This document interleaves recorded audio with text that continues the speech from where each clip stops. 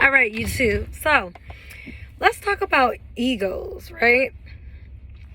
Because a lot of people have issues with their ego, and it's just like, do you really know what your ego is exactly? Well, let's talk about it. So basically, when you're born into this world, you are born with a name. You are born with a race, a religion, a nationality. You become, what your family wants you to be. You are molded into somebody that your friends expect you to be, your kids expect you to be, your parents expect you to be, the pastor in the church expects you to be. You're like all these different things.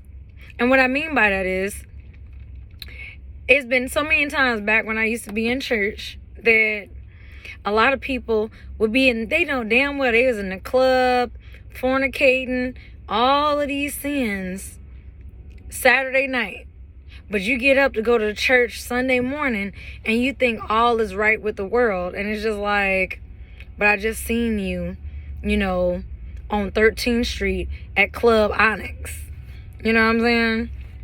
You was just over there at Club Onyx, you know what I'm saying? So now you want to sit here and play like you holier than thou and, you got everything together and stuff like that. So, it's just funny because it's like, your ego is the part of you that when someone does something and you don't appreciate what they did, your ego reacts to it. For example, trying to think of an example. Let's say somebody's angry and they say something to you. So then you be like, you snap back. That's like your ego. Your ego is like, I know you ain't talking to me like that. Who you think you talking to? Your ego is just the personality or the identity that was created for you. And then here you are as a soul trying to live up to the reputation of this ego that was created for you. You know what I'm saying?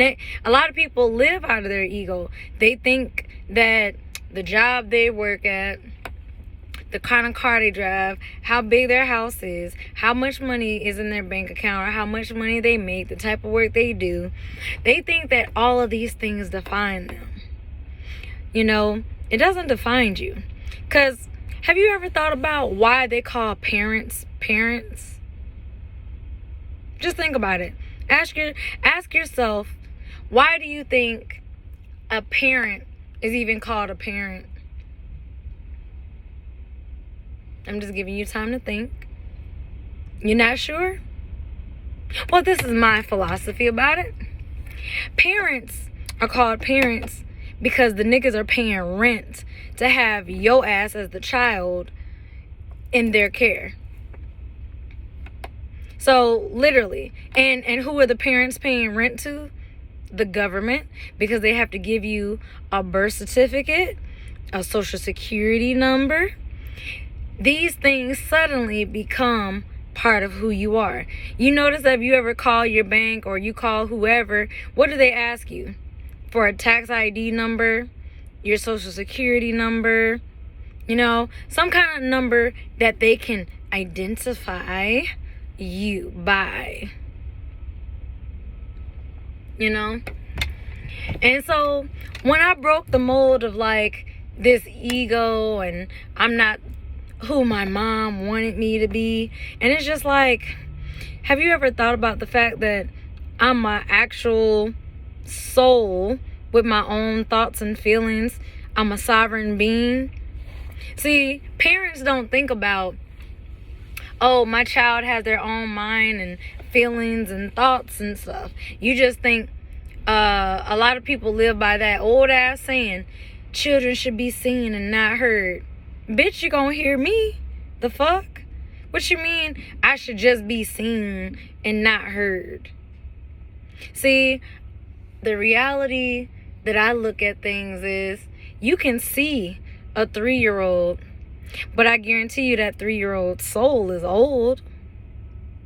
They may be coming back here and doing as a child does, but nonetheless, if you actually listen to some of these kids talk, I mean, think about these little kids who are billionaires and millionaires at like 6, 7, 8, 10 years old.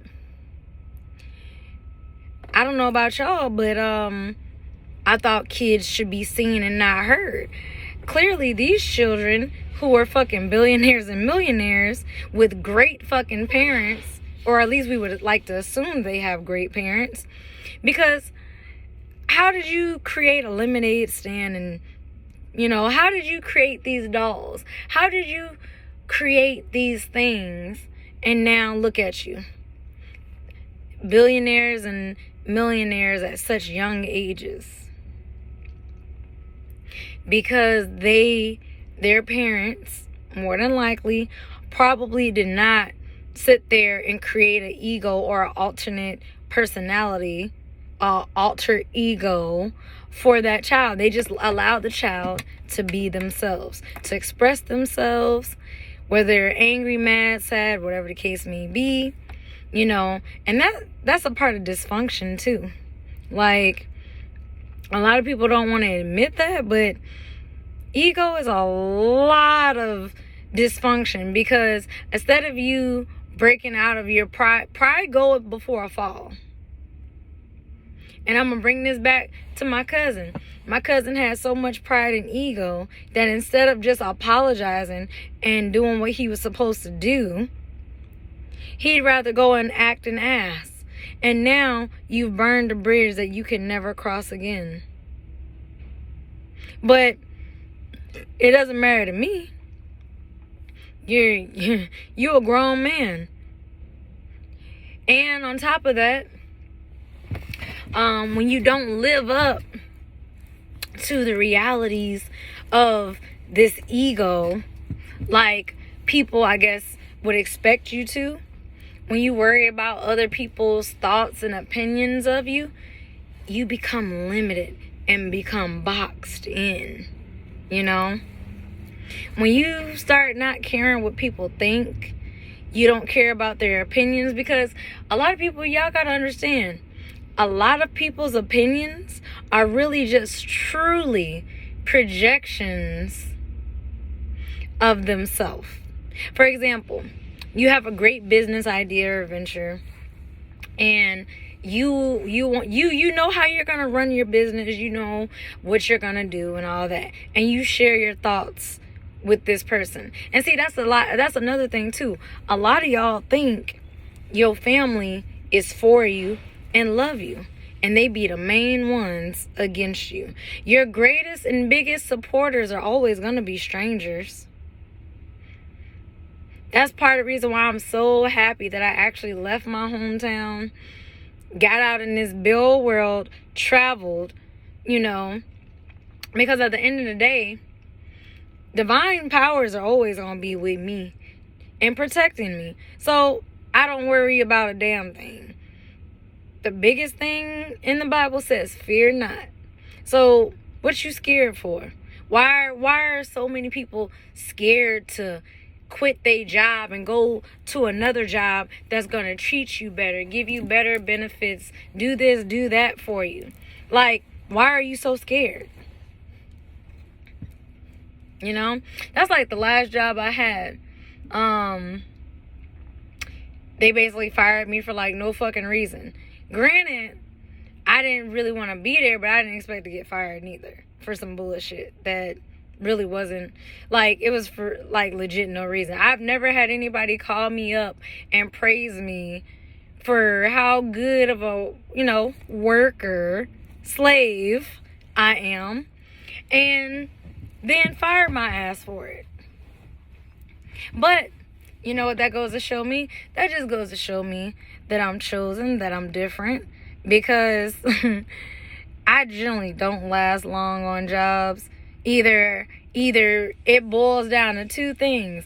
I end up quitting because the manager is in their ego, and the manager is afraid that because I'm doing my job, that I'm going to somehow come after their job. That's the mindset and the mentality of lack, of poor. Because if you had a rich, wealthy mindset, or a mindset, you would be happy if I got promoted and we were on the same level. You wouldn't fear that you would lose your job, especially when you know that you're doing your job the way that it should be done, and you're doing it, you know, properly, efficiently, all these terms. But yeah, your ego, your ego can get you caught up. Be like on Usher, caught up, got me feeling it, caught up. Ooh, losing control. This person's got a hold on me. Yeah, and that person is your ego.